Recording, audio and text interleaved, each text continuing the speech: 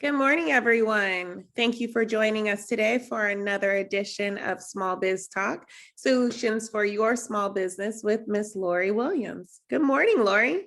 Good morning, Lauren. Wait till you see the interview today. It is going to be exciting for everybody, but we have a really thrilling story today. Just in seeing the posts on social media, though, of course, I posted them, I'm like excited. I cannot wait to hear today's guest or hear from today's guest. Oh, let me go ahead and share my screen and then I can do a quick welcome to everyone. There we go. Technology moving a little slow this morning. I'm not sure why.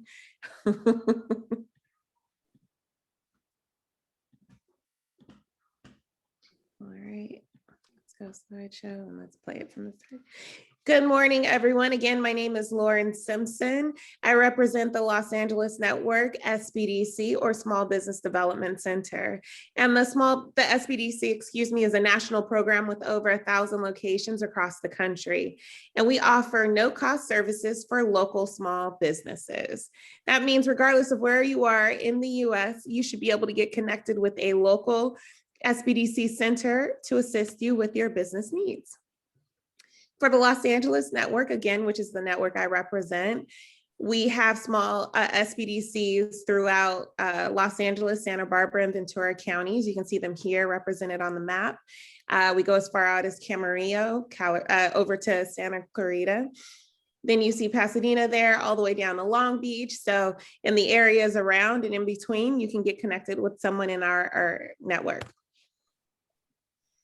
Again, we offer no-cost business advising. And so you're able to get connected with a business advisor or a business expert like a Lori Williams, who's just the guru of numbers, as well as marketers, digital marketers, if you need help with your creating your business plan, all the things that an entrepreneur needs.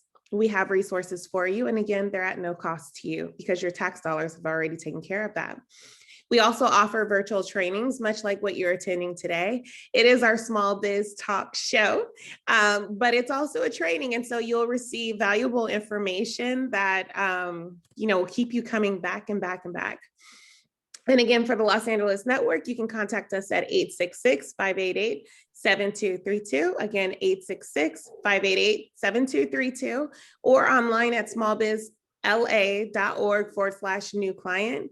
For those of you joining us outside of the LA network, americasSBDC.org, find your SBDC will be the link that you'll want to connect to. And then really quickly, Lori, I wanted to remind everyone just a few housekeeping rules. And so the first would be that any questions should go into our Q&A. Again, all questions into our Q&A, please, just because we want to be sure that Lori can see them. She isn't monitoring the chat, so she won't see your questions if you put them there. As for the chat, please look to the chat to see my good mornings, as well as to receive links. Lori will be covering links today, or covering information today, and then she has provided me with the links to provide you so that you can use them later on. I'll also be including a link to our YouTube so that you can later on this week go back and see this show, as well as our previous shows.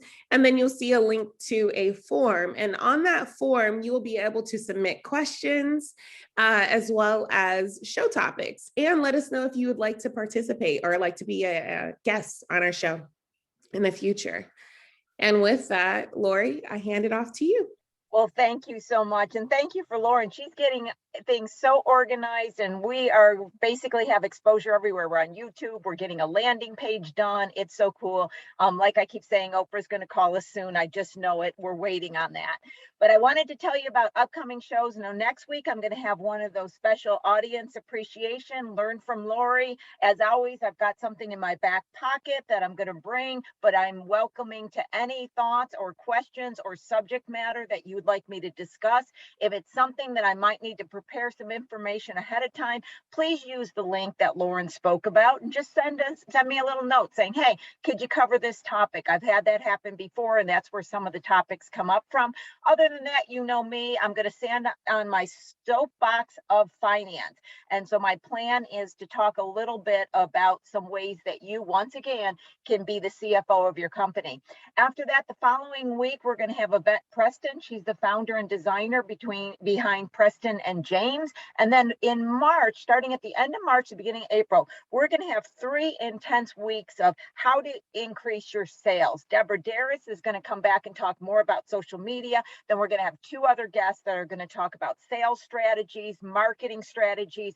I'm going to devote 3 full weeks to getting customers through the door. And then we've got some great people following up after that.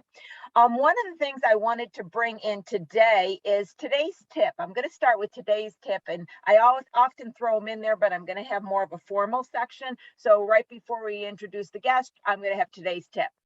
So I'm getting a lot of questions about claiming the home office when you're doing your tax returns. Yep, tax return time, guys. And a lot of people are sole props or whatever type of company may be handling some of your tax returns on your own. So I wanted to give you information about it. So yes, a business owner's workplace can be in their home if they have the home office that qualifies as their principal place of businesses. And business owners who rent their home and have a home office as their principal place of business may also qualify for a deduction. Now, this is going in the chat for you guys. It's a lot of copy right here. What I want to do is just talk about it briefly. What the IRS has is a calculation that you can do to identify what percentage of your business home that you're using. This IRS publication 587 is where I've got this information from. So Lauren's putting a whole ton of information in the chat. It's more than I am even showing here, and it includes the link to this publication.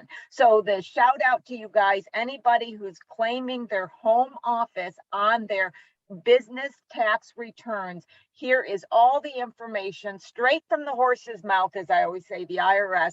I'm a big proponent of when you get information about regulations, please go directly to the horse's mouth, as I say. Go to the IRS, go to the Secretary of State. There is so much information on Google, and it's just not correct. I read it all the time. And it's interesting because when I go to Google subject and I want to go to the IRS or I want to go to a government webpage, I get pages of people's opinion before I actually find the actual source. So you've got to really struggle to look for it. But you know, if I'm giving it to you, it is actually from the source. And I often, don't have a lot good to say about the IRS because that's just what we do, right? I shouldn't say that now that I'm an enrolled agent of the IRS, but what I have found, especially as I've gone through my enrolled agent training, is that I always had a belief that the IRS website had language that I would never be able to understand. And I think that was more so. But what I've noticed over the last couple of years is they have people that are writing these publications where a layman can really read it and understand it. So include IRS as one of your resources. Go to their website. They are rich with information. Those of you who have followed me before know that I'm always going to the IRS and sharing information on that. So with that, one of the things that I think is really exciting about today. So over the years, I've met and worked with many entrepreneurs. I can't even tell you the countless number of entrepreneurs. And each individual is very unique in their background. I've had people that were entrepreneurs because they were salespeople, because they were inventors. They came from all walks of life. But as we've learned from each of the guests we've had on the previous shows, drive, stamina, ability to face all odds and persevere, these are really important characteristics for an entrepreneur. My next guest, which I'm very excited to bring to the show, exemplifies this type of behavior. He is what I call a survivor entrepreneur. And honestly, I think I first called myself a survivor entrepreneur. I've always been like, I'll make money to pay the bills somehow. I'll figure out a way to get people to pay me money. Maybe that was my early thoughts, but I was a survivor entrepreneur. No matter what happened, as the economy changed, businesses changed, technology changed. I came to these roads and these roads ended and I twisted and turned and Eric, who I'm going to introduce you to in just a few minutes, he's the same. I have spoken to Eric so many times over the last several years. I'm always amazed at his ability to foresee trends and jump on new opportunities, especially in the last 2 years. We've talked many times. He was always ahead of the game. I see this coming. This is going to happen. I'm going to do this. I'm planning on doing this. I did this, very, very proactive on pivoting. And Eric has many decades of experience in the apparel industry. But whether you're not in the apparel industry, or we can learn from him how to address many issues that our companies are facing. I have a lot of companies that are trying to figure out, how do I source goods? How do I purchase overseas? How do I get into big box retailers, which can be a blessing and a curse? And how do I manage cash flow through all of these activities? And so what I believe you'll also take away from this interview is an understanding of that unstoppable mindset. With that, I would love to welcome Eric to the show. Welcome, Eric.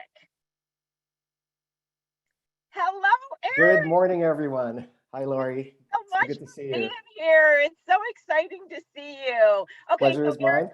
this is what we're going to do. We're going to begin with a brief summary, and I know you have an intensive background, so brief summary can go on forever, but just to give people a feel, what are your experiences in the apparel industry? How did you get there? Where did you go? How did it come about that you're now somebody you could say has decades in the apparel industry? So give us the short rundown, Eric.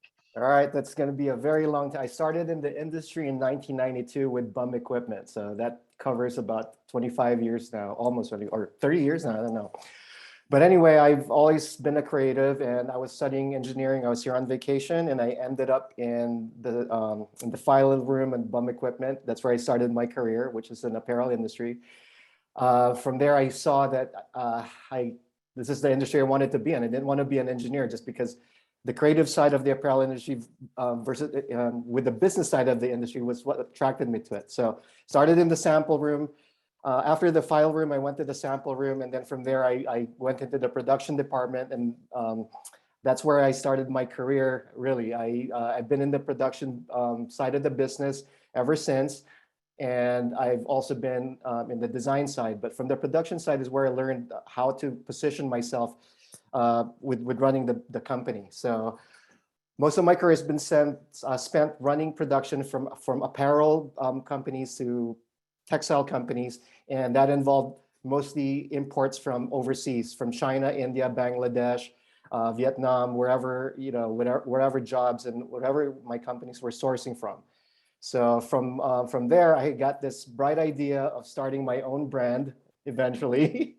So from everything that I've learned doing all those jobs, from the sample room, from the file room, from the warehouse to running production and working with the design and merchandising team, I basically was a one-man show who started a brand.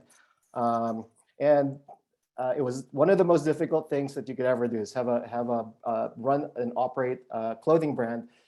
For the financial resources that you needed, the overhead, the staff, the organizing of production, the supply chain, and your distribution is really a big.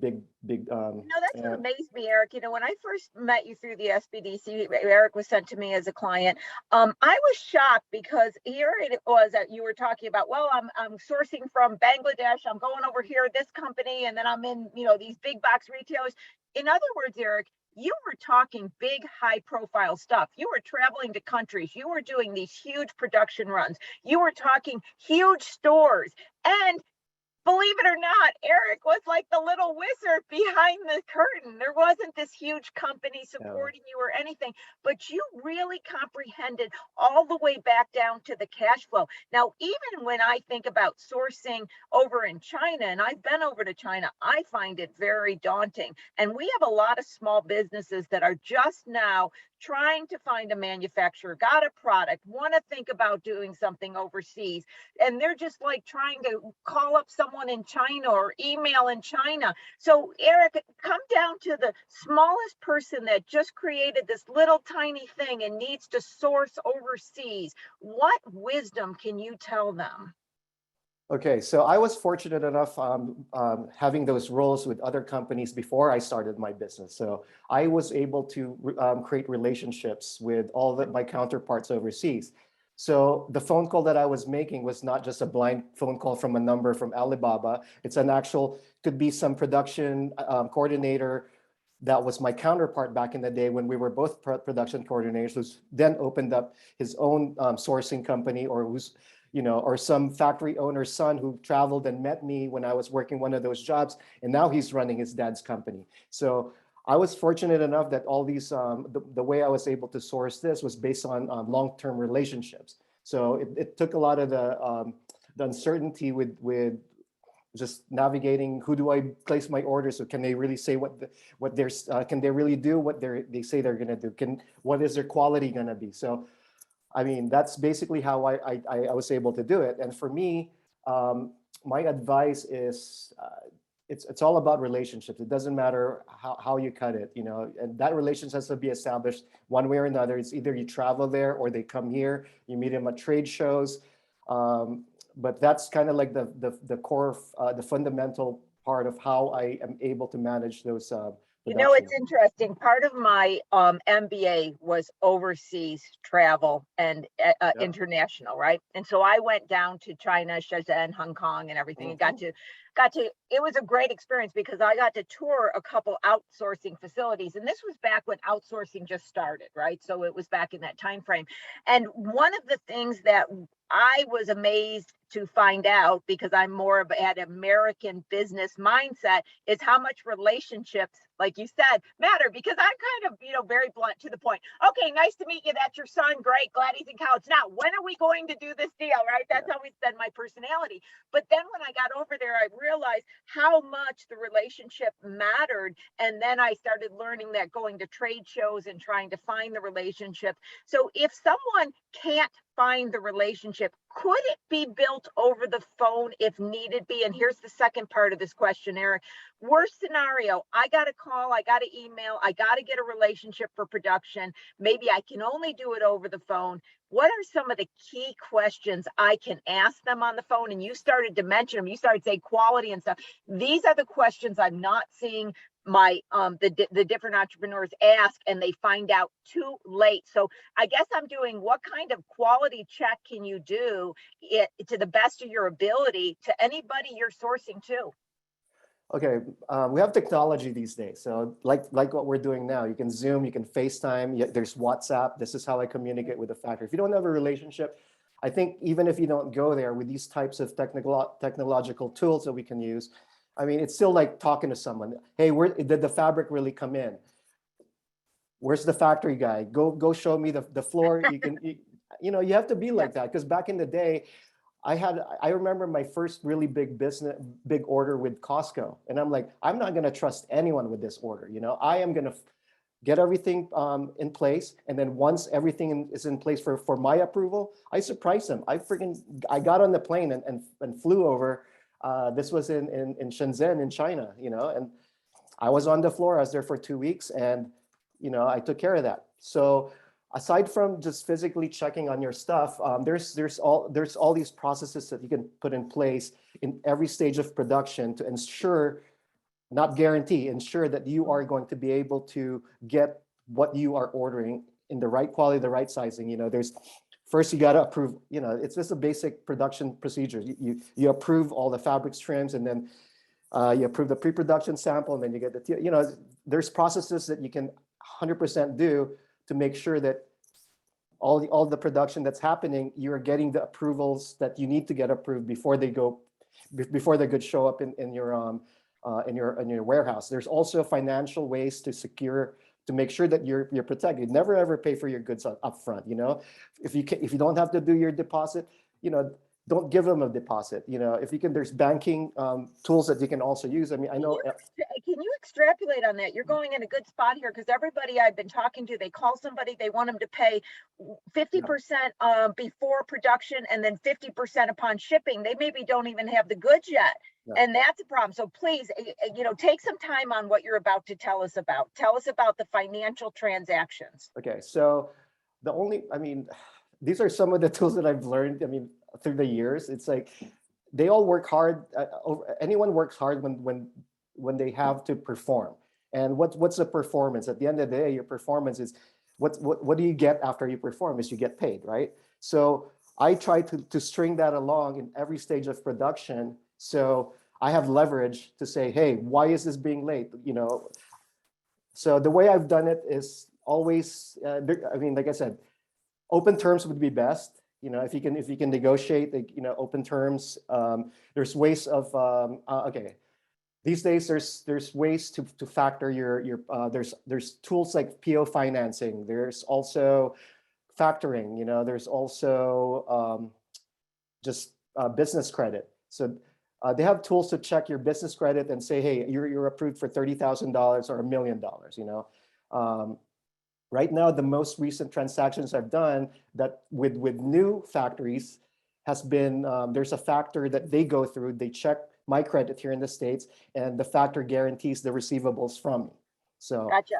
And to just get a little bit for the audience, and correct me if I'm wrong on what you're saying, you're using a factoring, and what a factoring company does, guys, it's like we call it a non-bank in banking. It's a different financial institution. And what they'll do is they will be a liaison, and they will work on POs. They will say, okay, this person's got a PO, a purchase order, and they may use that as a receivable, or they may use a PO that maybe you have at Macy's as a receivable, and they're going to be allowing you to borrow money on that to allow money up front for the production process. It's still an interest rate, etc. But the reason why they do it is they know the sale is already taken place. It's a sold item. They see a PO from Macy's, and they say, okay, Macy's is purchasing, let me help with the receivables and the PO, and you can borrow money. And then I believe you can also have it in a holding type situation with the manufacturer then, yes, where the manufacturer knows you have the money to pay, but they don't physically have it in their hand. Would that be kind of a very simple, correct discussion on what it is, Eric, or could you elaborate? Okay, let me elaborate from the factory side and from my side. Okay, what we're talking about is there's companies here in the States. There's also companies in overseas that will do the factoring for you. Let's go to the scenario with one of my factories in India who's trying to ship me goods or who's going to produce my orders. Okay. And basically they said, hey, Mr. Eric, I'm gonna factor your order. I'm gonna get you factor approved with Drip Capital, for example, is one of the factors that I work with. So Drip Capital sends me an email, say, can you verify that this purchase order that you placed with Kathmandu Apparel? And I confirm, yes, it is. How much is the order? It's $30,000. When is it due? It's due this day. Drip Capital goes to the factory and says, okay, your $30,000 approved, and they can borrow money against that. I don't know if they borrow right from in the beginning of the production or when they ship. Normally, it's after they produce the goods and they ship it to me, they're able to draw down, so they don't have to wait the 60 days transit and another 30 days before they see the goods. So they're able to run their cash flow with borrowing money based on the invoice that they give me. Okay. Gotcha. So that's one way of doing it. The other way of doing it is from my side to be able to finance my orders for the factory, so I don't have to outlay any money. Is I can go to a bank or a factoring company here, and this is called PO financing. Right. I'll get a PO from Ross. I'll give it to the factor and say, hey, I need to send a PO I need to send either a guarantee or cash to the factory for the goods that I've ordered. Here's my collateral, purchase order from Ross. They call Ross, say, is this a valid order? They verify it. Okay, you're allowed to draw 80%, 60%, 50% of your PO value. So that covers me. I don't have any capital outlay of putting any deposits and any of that stuff. They have given no cash. They're basically guaranteeing to the factory that they're gonna pay once they ship me. So the factory's protected, I'm protected, but we're both protected because if they ship me bad goods, I can go to the factory, don't pay them because this is why I'm disputing this invoice. So that protects me. If they ship me and I don't pay, the factory will go after me here in the States. So that protects them. So that's kind of like the tools on both sides. And this is a really important aspect, guys. In fact, I believe, and I've always, as a banker, I've always seen this, that the apparel industry, as well as other industries, is one that uses factoring heavily. So this is a heavy. common used tool. And it also kind of, in a way, if they working with a factoring company, you feel like the manufacturer is a little bit more on the legit because they got the process in place. And the one thing to understand, guys, and I'm going to point this part out, that he said, the first thing is you have to have a PO from Macy's. The substantial collateral that's making this whole system work is this PO shows that Macy has confirmed, or somebody of that sort, Costco, has confirmed this large order. And then being able to borrow against this purchase order allows you to get these goods produced and shipped to you without having to put up cash, because cash flow between the production and then going in Macy's, which could be what, 60-day payment or something like that, can put you under. So I bet you if I just said the word cash flow, Eric, you'd have a lot of words that would come out. So let me just say, Eric, cash flow, tell us what we need to know. I mean, keep as much cash as you can in your bag. Yeah, that's good words of advice for sure. I'm just That's saying, a hard thing though with the Yeah. apparel industry, isn't it? In production overseas, cash flow Right. is, you got to monitor it. That's, you know me, I'm always monitor. So you have to monitor it all the time. What kind of systems did you have in place? Because I kind of know you were always monitoring cash flow orders. You were really on top of it. Tell us about what kind of internal management you have to do for these processes and cash flow. Well, I am also a programmer. My background, as you know, I've tried to get out of the apparel industry many times. I went into IT at some point in my career. So I basically wrote my own program. I have a ERP that runs my production, and I know what's my AR, AP, and I manage my cash flow and my banking and my production flow between my system and QuickBooks. And obviously I also have a bookkeeper that keeps my banking and all my transactions. But as far as just daily cash flow, I mean, I just do the basics as everyone does, you know. I try to, you know, just keep on top of all my bookkeeping. And you're on top of it. I remember, because like you would have orders coming from several different countries and be right aware of where you were financially. Have you run into, I'm assuming over the time period, you know, everything's great until it's not. Have you run into a manufacturer doing something, you know, that wasn't correct and having to deal with it? Can you give us kind of any stories that we can learn from how, because, you know, it's always, everybody gets along and loves each other until they don't. When they don't is the real struggle. Give us any insights to one of the situations and how you had to deal with it. Okay, I'm going to give you two very, I've been through a couple of bad situations, and luckily I survived them. 2008, 2009 was one of those years. This is from the US side, okay? One of the things that happens, I give credit to whoever I have, you know, I do both private label business, which means I manufacture for other manufacturers, other wholesalers.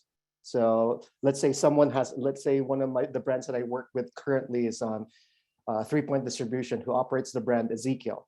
So they buy goods from me under their label, and I, you know, since I'm very strong in manufacturing at a good price, I can still take those orders, put it in my factories, and still make a decent margin to sell to them, and they can take that order and sell to Nordstrom's, Bloomingdale's, or Nordstrom Rack, or whoever other companies they sell. So at some point in my career, that's actually the biggest part of what my business was. I operated a small brand just to show my sensibility of design and marketing. So if you have a cool brand, people are going to come to you and say, "Oh, this guy's cool. You know, let's give him more orders." You know, because it separates me from just being a factory.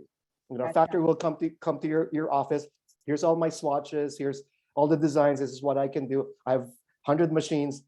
Doesn't mean anything if you're, you know, it actually adds value if you're dealing with someone like me who understands design, who understands how to run a sales team, who understands what markdown is, you know. So I operate my own brand. So when they come and work with me, they know that I'm going to take care of their business, which is just the manufacturing side. I'm basically turning into their production department. So that's a big part. And I can see that. Yeah. I mean, if you've got a brand, you understand the market, and you've got the sensibilities. And once again, guys, see what I mean? He got in with this experience as an employee, and suddenly he's doing all these different angles here and making them all come together. But I didn't mean to interrupt you on that, Eric, but keep going. And then the segue to that too is like, okay, I mean, everyone's dream is to have their own national brand and to do this and to do that. I realized early in my career, to be able to accomplish that costs a lot of money. You're talking millions of dollars in marketing. You know, it's not like I'm going to open a website, all the orders are going to come in, I'm going to get, you know, 20,000 units in orders. No, it doesn't work that way. To Oh scale God, up. hey, you know what, Lauren, if you could put any of that in the chat, man, I get so many people, they have not done anything, Eric. They go, I'm going to have a brand and I'm going to advertise it on Instagram. And I think then I'm going to sell my company in a couple years. You know, they just don't have any clue what you No just idea. No, because think about it. You have 4 seasons in a year. To operate a brand, you have to have your sampling costs. Just to find the factory to do your samples is going to be a challenge, because the investment for a factory to take on a sample line is basically taking on full manufacturing. It takes the same amount of follow-up and time to create 24 styles, 12 pieces each versus 5,000 units each. So the factories are going to be invested in you if you want to start your own collection. Managing a sales team, you're going to have East Coast, West Coast, having all these independent reps. How much do you think a trade show costs every single time you show? How much money does it cost to, you know, I'll give you an example. If I go to Vegas for a trade show, my sample line just cost me $15,000 to $20,000. The hotel rooms are going to be $5,000. Taking your buyers out is going to be another, you know, $2,000 to $3,000, and all your reps, your sales meeting. By the time you go home, you're $50,000 out for one season. You know, and that's how the big brands operates. Yeah. But I was able to not do that, you know, just because I'm able, you know. But that's what people don't realize. So to even get in front of the buyers, that's the kind of investment that you have to do. And that doesn't guarantee you buyers are going to stop at your booth. You think Macy's is going to come just because you're showing at a trade show?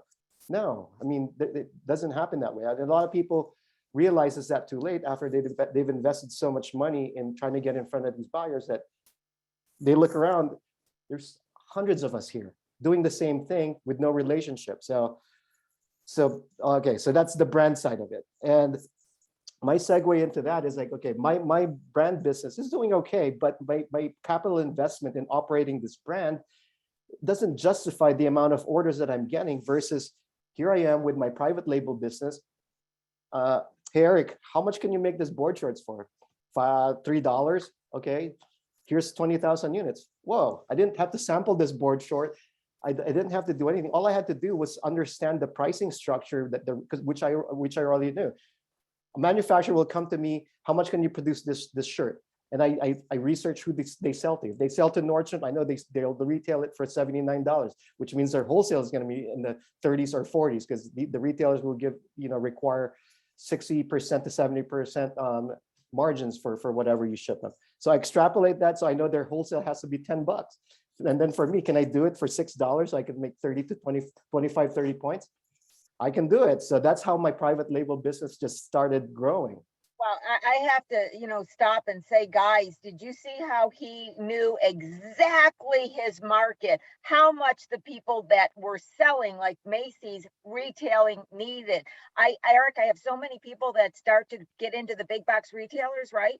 They didn't price their goods high enough. They have no idea that the retailers are going to want a 50% margin in order to offer it. They don't even have that into the price. I love what you just did. Anybody out there that's planning on producing and selling and trying to get a big market, please note how he worked back and he knew what he had to produce it to make the offering to the retailer and still be profitable. A fantastic information you just provided. Please continue.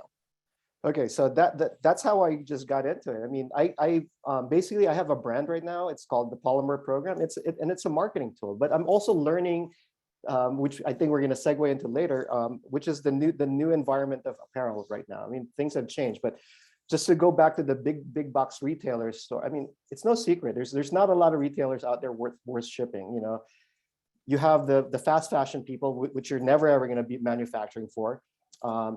Here in the States, you have your department stores, and if you still want to ship them, I think you should do your research as far as like what it really takes to service these companies and look at the growth opportunities, whether or not you really want to get into the business or not. Because there's established there's established brands already who are supplying them. They've been doing it for the past 20 years, and for a buyer or for management to approve to bring you into the matrix, a brand new company, Why? You know, I've been dealing with these guys. We have all these brands here. Unless you're the hottest brand that ever got into the market, or unless they really have to have your brand. I mean, most of the stuff that are in the department stores right now it's in one sense or another. It's really private label. You know, the buyer dictates what they want, and you kind of just fill in product categories into what the floor needs.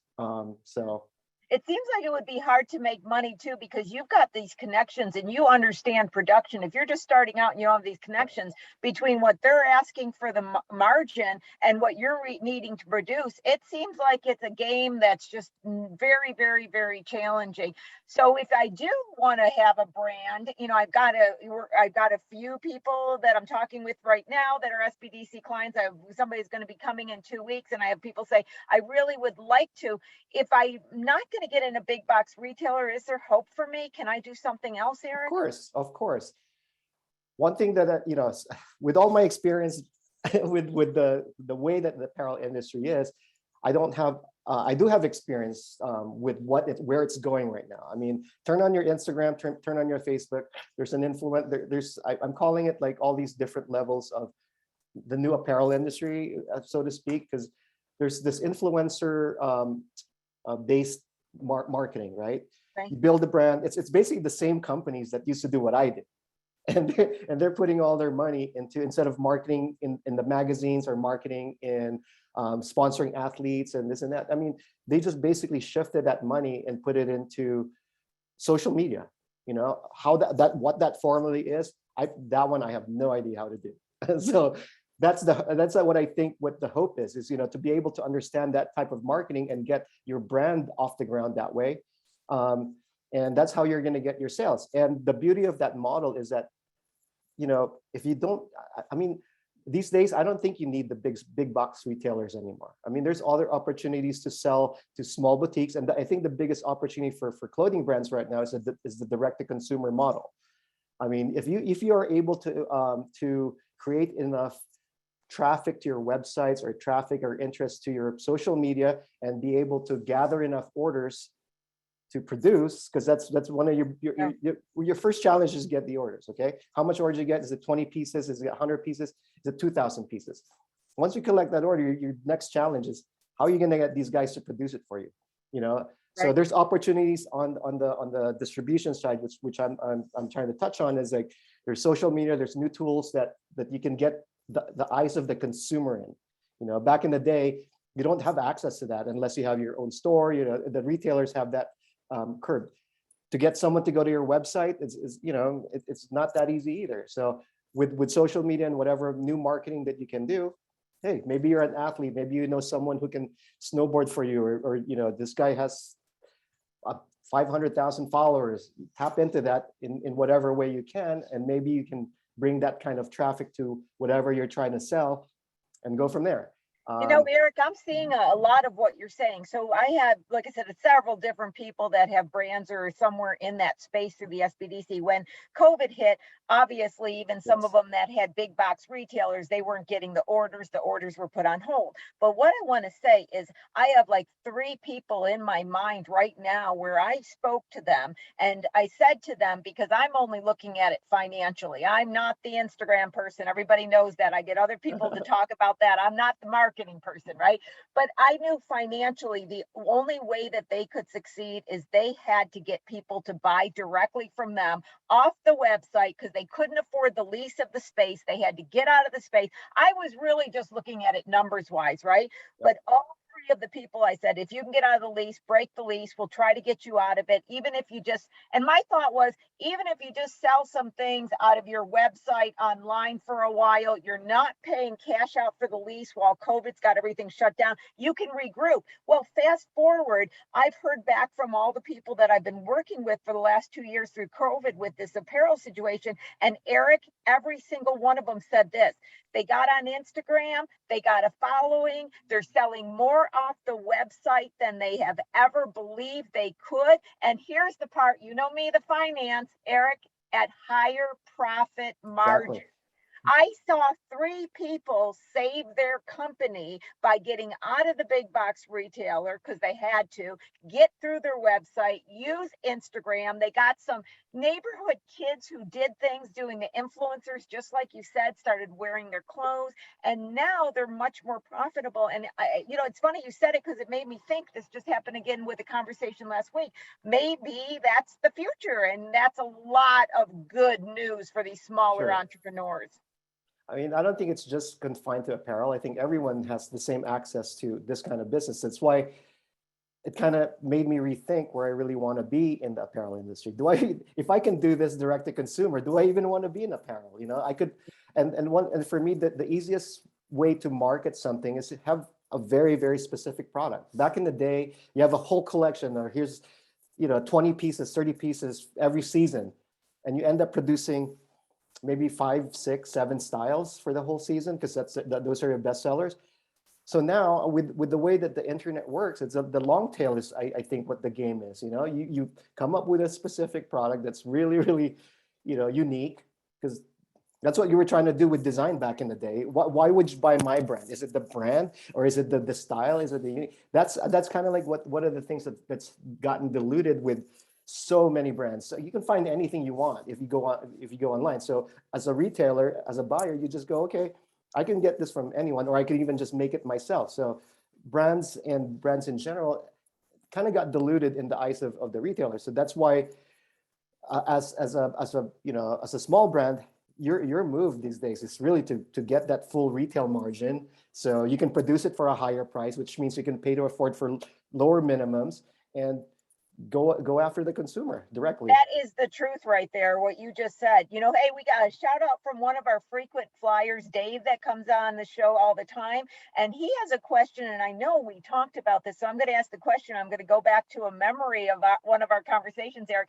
What he's asking is, how has supply chain shortages and shipping issues right now affected your delivery commitments, with what's going on? And I remember this well, because I think it was right about a year ago. We were talking about this at the beginning. I was talking with you. I was down pushing my cat in a stroller, guys. That's a whole nother story, but I'm pushing my cat in a stroller, talking to you.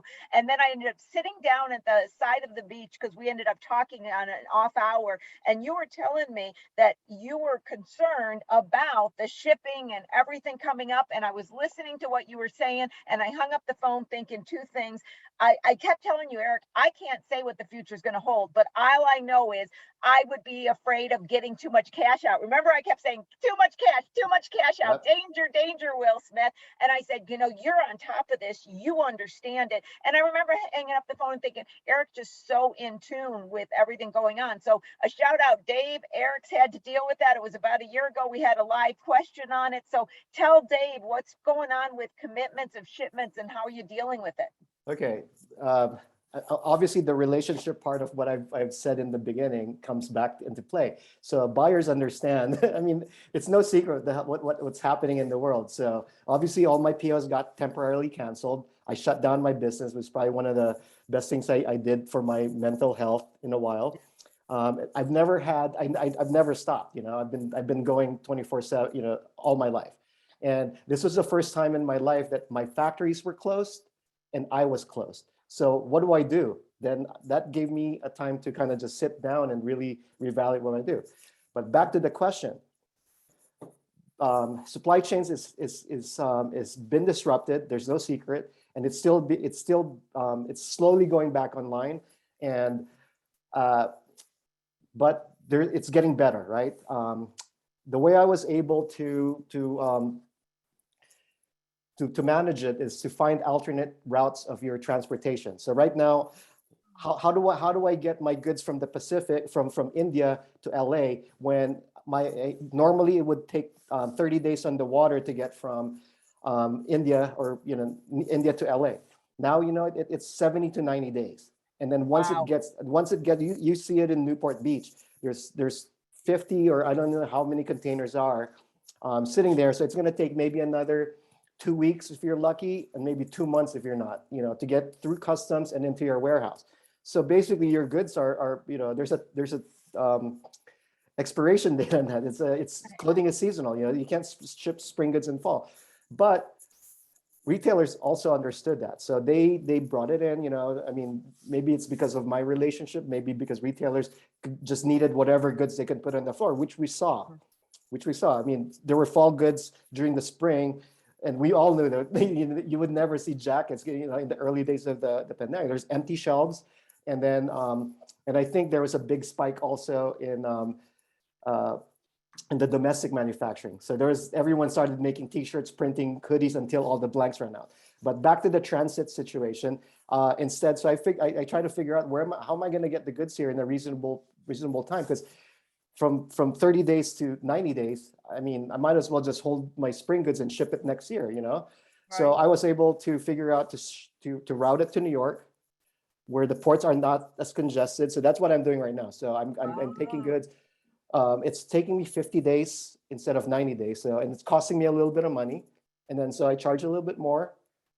And I figured out to put it in a 3PL in the East Coast, and whatever retailer that I work with that has a East Coast distribution, I validated one of my warehouses on the East Coast as one of my shipping points, and they take the goods directly from there and they distribute it all the way to the West Coast from the East Coast.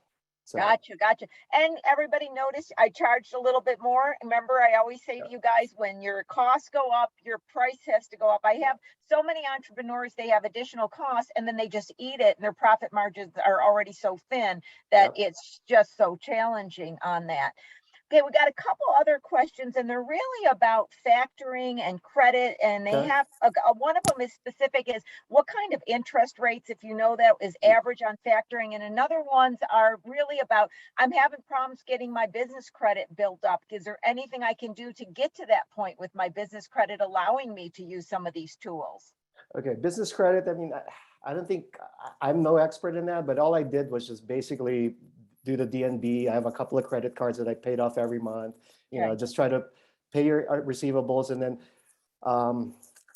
most of the factoring though is not based on your credit. It's based on your customer's credit. So they know, you could be a small guy. Obviously, if you have really a bad track record, you're not going to get credit. But most of the factoring that's done is like, okay, if you're going to ship Ross, I know that when you give me the invoice from the invoice that you're going to send to Ross, they're going to pay you because their credit is 100% good. And same thing with the factory. When they see that from overseas, when they see that the order is from a legitimate company, that kind of helps you build your business credit too, which is basically working with reputable retailers. As far as like other stuff that I've done, I mean, I just do the normal thing that I do in my life anyway. You pay your stuff on time and you manage your debt to asset ratio, and that's pretty much it. And I think that's the key, like I said, going full circle, I've worked with Eric for a long time. He's got his financials and spreadsheets. He's monitoring him. He knows his cash flow. He knows his delivery. I think it's the combination, Eric, that you've understood production and you see the processes, but you're also got that engineering mindset. So you've got the process oriented mindset rather than more of a just creative, like, oh, I'm just going to do it and it's all going to work out. I think and I go back to the word discipline. I think having the discipline in a business, whatever that applies to, I'm a very disciplined person, really pays off. So you ready here, Eric? Where are you going from here? And like I said, I started out and I said, Eric's got a survivor. I called you a survivor entrepreneur. I hope you're okay with that term, but I love it. So I wanna, it's a new, Lauren, we got a new term. I made it up this morning. Actually, we got a new term, survivor entrepreneur. We're gonna have a whole series on that. So as I'm making it up, Eric, how about you define it with me? What is a survivor entrepreneur? How do you become one? Okay, survivor, I guess we just coined this phrase, so I guess we're going to define it now too. Now, Lauren, put that in the chat, coined by Lori and Eric. He's co-creating it with me. Okay, for me, I mean, I've had opportunities to really grow my business down when I was, earlier in my career, but I still chose to kind of keep it more manageable, and that's probably what made me what do you call it again? Survivor entrepreneur. I kept myself small so I could be nimble, and I kept full control of my company. If I make a decision, I pivot, and I do it. And then if I see a trend coming, I say, oh shit, it's either going to be a good trend, I'll jump on it, or if it's something that's negative, it's like, oh crap, I'm going to like make preparations to be able to do that. And if you're a bigger operation with employees that you had to like really be responsible for, or people that you have to answer to say, hey, board of directors, I need to do this, blah, blah, blah. And by the time you make the decision, sometimes those opportunities are already gone. So one of I didn't do this intentionally. I knew I just intuitively knew that this is how I was. So I kept myself nimble. So I was able to react as fast as possible with any opportunities or hurdles that I needed to face. And I did that for two reasons. I could have been the all-consuming entrepreneur, but earlier in my career, the reason I started my business was to be able to raise my family. I needed my time, obviously the financial part of it, to be able to be at my son's, surf competition, be the PTA treasurer, and be able to be there for my family the whole time. The flexibility. It's not that I don't have enough time that I don't work long hours or anything, but the flexibility of my hours is, hey, if I need to take my kids surfing, I'll block out 2 hours of the day, but I'll work till 3 o'clock in the morning because India's awake anyway, So that's kind of like the flexibility that I wanted for myself personally. That's why I did it the way I did. So. It's so funny, Eric, because I have always done the same thing. I've had times where I've expanded my consulting, I've hired people, I've partnered with people, and then I've come back down to myself. And I love your story because I always thought maybe for me personally, it was part of being a control freak. I just always am going to do it anyway. So if I hire somebody, I'm going to do it no matter what. And so I've hired people to do things, and then I'm friggin' redoing what they're doing, and it wasn't doing me any good. So many doings in that. But, I recognize it was like about a decade ago, I said to myself, and the numbers don't matter, they're made up numbers just to communicate something. As an independent consultant, I was like, well, I could, bill 110,000 and keep 100,000, or I could bill $1 million and get maybe 80,000. And what I see so often, especially during the pandemic, is I see people that are into, 500 million, 10 million even, and they're not making any more money than the smaller companies just like us that are nimble and flexible. And today's world accepts that we got this partner, but they're not under our umbrella. I have always believed that I don't want to be somebody that's going to grow this big company. There's only going to be so many Amazons. There's only going to be so many people that become the famous actresses, and the rest are going to be working in a friggin' restaurant, the whole concept. And I said, I could grab at this and make money and be in demand, and I could get my hands around it. So I do think that being flexible has been such a great advantage. And I'm starting to see going forward, I can't even know what's going to happen 2 minutes from now in the world anymore. Yeah. I'm going to stay that way the rest of my life. I'm not prescribing to any philosophy other than, Eric, I can relate to what you're saying. Yep. So, okay, you asked me what I'm doing now. I'm pretty much, apparel industry is a big part of my life. I love it. I love creating. I love making product. I love seeing it in the streets, people wearing it. I love seeing clothes blow out. So that being said, I kind of analyzed what part of the industry do I really enjoy. I love my relationships with my buyers. I love my relationships with my factories, and I love creating product. So basically, I positioned myself now. I've partnered up with one of my wholesale clients, and they have a full team of people. They're still hungry. They're young. They have the capacity to manage they have a big production team. They have a big design team. And basically I said, hey, if I hand you over my relationships with my buyers, let's blow up this business. I purposely kept not take orders because I know I'm not going to be able to manage it with the supply chain issues, with the financial, burden, because now it's 90 days in the water, 90 days terms, and then 90 days to produce. By the time my money, I'm like, I'm not going to tie up my money that long. No. So, but they have the capital. So I basically, that's my exit strategy. I have my business. I can't put it on the market for sale because I don't have a business to sell. I'm the business. So right. I don't have, my intellectual property, my brands. I mean, maybe a couple of thousand here and there, but that's not the end game.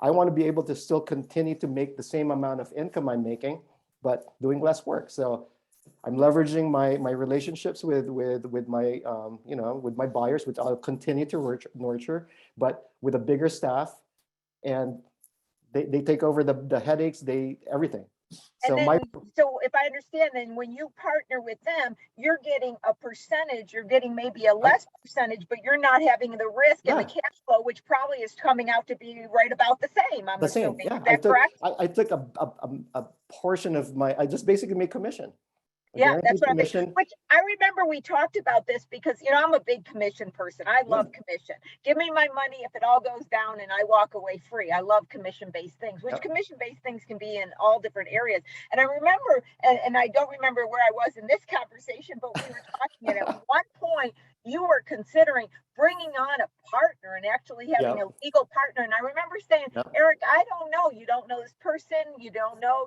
can you create a different relationship? And this is the one that came out about it.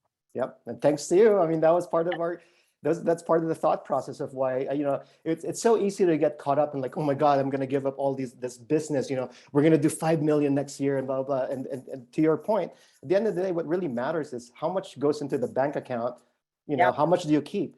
If I grow the business to 5 million, I'd be spending 24 hours a day trying to navigate it. And I'll end up maybe with 20 grand more, I just did the math. I know. Yeah. And this way I'm able to do what I love. I create, I talk to, I create product for the buyers. I love to work with them. I continue to work with them, and my factories are going to get bigger orders, and which is, good for them. All my Right. relationships, I mean, that's one of the keys, the foundations of my business is I always took care of my factories. I don't go away for 20 cents, 30 cents, like everyone does. I'll support you 50 cents, $1 if we have to, but it's long-term. My relationship spanned like 20 years. So, I scream and scream. It's not income. It's not revenue. It's net income. How much you have at the end. I remember this is probably about 10 years ago. I got a call, my private company, come out. There was a company in financial trouble. They wanted to hire me, CFO stuff. And they were 30 million, right? 30 million. Because they kept telling me on the phone, he couldn't tell me net income. We're a $30 million company, right? I went out, that company had 20,000 cost of goods and another like 10,000, they were zero. And he kept bragging that he was a $30 million company. I'm like, you have no company here. You're losing money. People get so caught up. The ego talks about the revenue, and everybody talks about revenue. I don't know why people don't realize. And my famous saying, you probably heard me say, at the end of the day, can you buy a quart of milk with that? Because that's Yep. really, really counts. And I think, being a survivor entrepreneur, as we coin, but just generally what we learned from all of the guests on this show is that they first start getting in their eyes that they're supposed to follow this trajectory that the Hollywood entrepreneur tells them about. They're going to get an investor and all this, and they're going to be big. And then many of them, like even one of them we had, Indian, not long ago, she took the manufacturing back in because it was a bath salt that she needed to control the quality. And you're finding that people are making very good livings on just keeping it small, having a nice size price, managing their brands, managing their skills, what have you. Yep. Well, at the end of the day too, you have to, I mean, the only way that you'll keep going is if you love what you're doing. Yes. If you're not happy with what you're doing, if it's affecting your family life, it's affecting you're stressed out. I mean, you have to rethink it in those terms as well. So for me, I've been fortunate enough that, I was able to balance. I'm not saying I've never gotten stressed. I've never gotten. That's all part of being an entrepreneur. It's managing it that matters. And you got to be honest with yourself at what levels are you able to tolerate to have a fulfilling life. It's so true. I would always end in my phrases, like when I would write articles and do a lot of interaction, people would say, and much business success, right? And I always ended it. The goal in life is to be happy. If you're not happy, I mean, if you go to work every single day and it's so painful, you might as well be an employee and have a 401, okay? Exactly.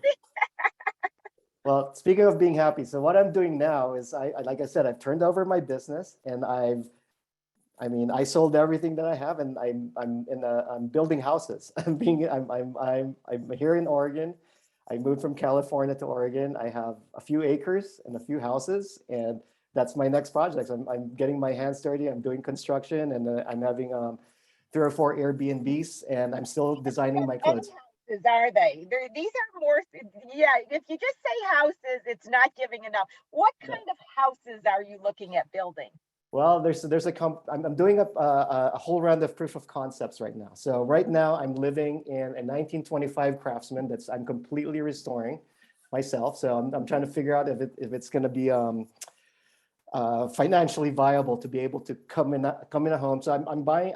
I was fortunate enough to be able to buy these houses at a really good price, and now I'm learning a lot of different things and tricks to how to navigate this. So I'm going to a couple of auctions with the county, tax auctions, so you can get houses for like $10,000, here and there. So I'm doing proof of concept. I'm buying this house. I'm remodeling to be able to rent out Airbnb, because I want to be on the road after I fix up all these houses, and just be traveling.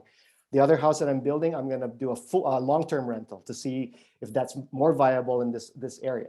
And then the land I'm doing, I'm creating a kind of like a adventure property. So it's going to be a bunch of A-frames and a campground, and my design studio, and my garage where I keep all my toys. I have like a bunch of classic cars and motorcycles. So the compound is, I'm going to build sustainably, really inexpensive. So I've from my research, it's going to be tiny house A-frames, which people can rent long-term or short-term, whatever they want. And also I'm building a pole barn structure. So it's a barnuminium structure. So I'm doing this, I'm trying to get these structures to market retail under 300 grand. So wow. If you are trying to buy a house in California, you're in Long Beach and you're spending $800,000, good for you if you can afford it. But for me, my thought process on that is like, okay, I can afford this, but do I want to afford it?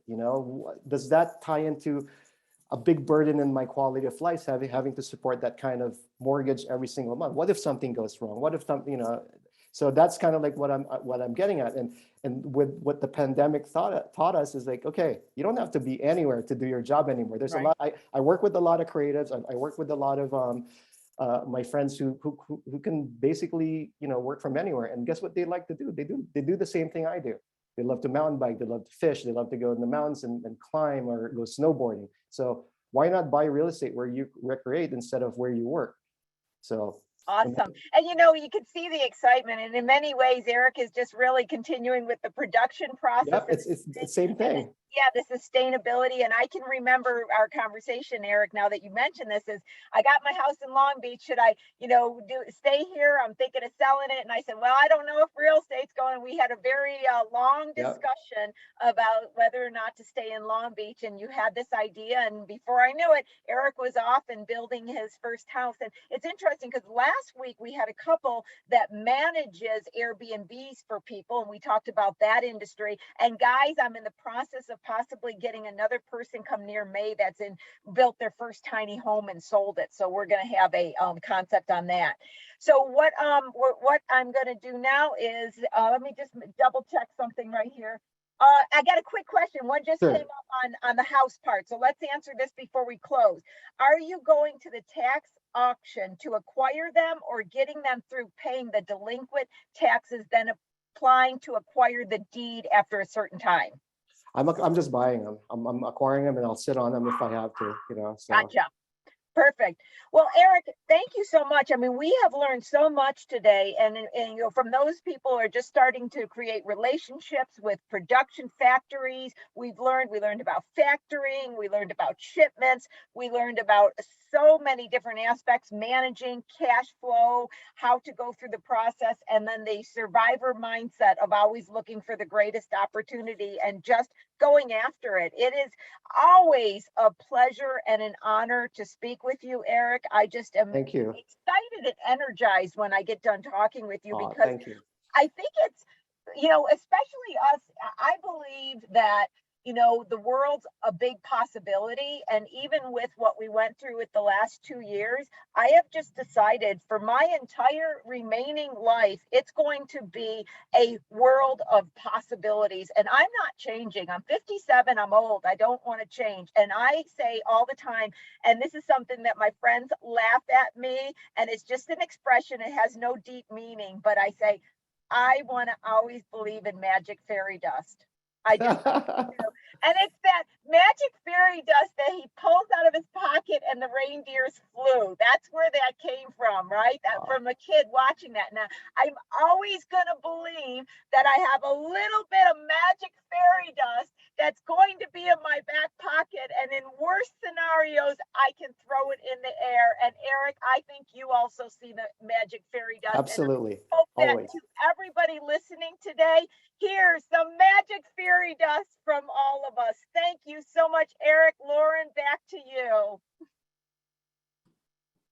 I can't get over how amazing the show was. Eric, your story is just Thank you. so inspiring, so inspiring. I used to be a wardrobe stylist, so then hearing it from the other end There is you are. mind blowing. It's like, that's how the piece becomes into creation. That's how it comes into the, you know, on the showroom floor. So Yep. that's awesome. It's awesome to hear your story, and many congratulations. Thank you. And of course, we can't wait to see, you know, what's to come. I've listed all your social media into the chat, so it looks like Cheryl's already taken a look at it. She's saying that she loves the Outpost project. Thank you. Yeah, I'm seeing a lot of people saying yes, yes. You know, how do I get in touch? So you may find some people reaching out to you. Anytime. That's what I love. Just like you, Lori. You know, anything that I can help with, apparel business. I mean, I have a whole crew in Long Beach that you know, that grew up, you know, with me, who are now doing their own careers. So I love it. You know, so any questions, anything you do, my time is your time. You're awesome, Eric. Yeah, he guys, he means it too. I know him. If he can, if somebody wants to reach out and sit down and chat with Eric, he is open to helping. I know that from knowing him for many years now. And I am. That's amazing. Okay, well, Lauren, I'll let you do the closing. It's been another great week, guys. Okay, so next week, once again, I want to remind everybody, this is a Lori show. We won't have one for a while. I try to put them in there every once in a while because I know that you guys like hearing from me. I'm going to bring some magic fairy dust in my back pocket that usually is standing on my soapbox and telling you how you have to care about net income, not income, net income. And so we'll take it up from there. But if there's something you want me to cover, especially if I have to do any research on it, shout out to me. It's your time next week, guys. Your time. Awesome. Thank you, Lori. And next week we'll be celebrating SBDC Day. So your show can't come at a better time. Yeah, we'll probably be able to talk about California Dream Fund. I think that's coming a little bit more to fruition. So we'll pick up talking about the grant program for brand new entrepreneurs that's being offered through the state of California. Let's put that on our radar for next week, because I think now it's starting to get the process going. Let's talk about that too, Lauren. Okay, we'll do. Back now. We'll add it to the notes and have it rocking and rolling next week. That's good. So for everyone who joined us today, thank you so much for lending us your time. Eric, thank you to you for taking the time out of your crazy busy schedule to join us today and just share so many gems. Oh my goodness, along your entrepreneurial process and journey. And, you know, we can't wait to see what's next. Thank you. So Eric's show will be up on our YouTube later on this week. So stay tuned for that. And then you can also look at our YouTube for our previous shows as well. I've listed Eric's contacts so you can see where his Apparel Products LLC is located. I've also included the brands that he's representing as well as his real estate endeavor. We look forward to seeing everyone next week. Thank you so much for lending your time, and we'll see you next Wednesday at 10 a.m. Thank you. Bye, everybody. Bye, Eric. Bye, Lauren. Bye.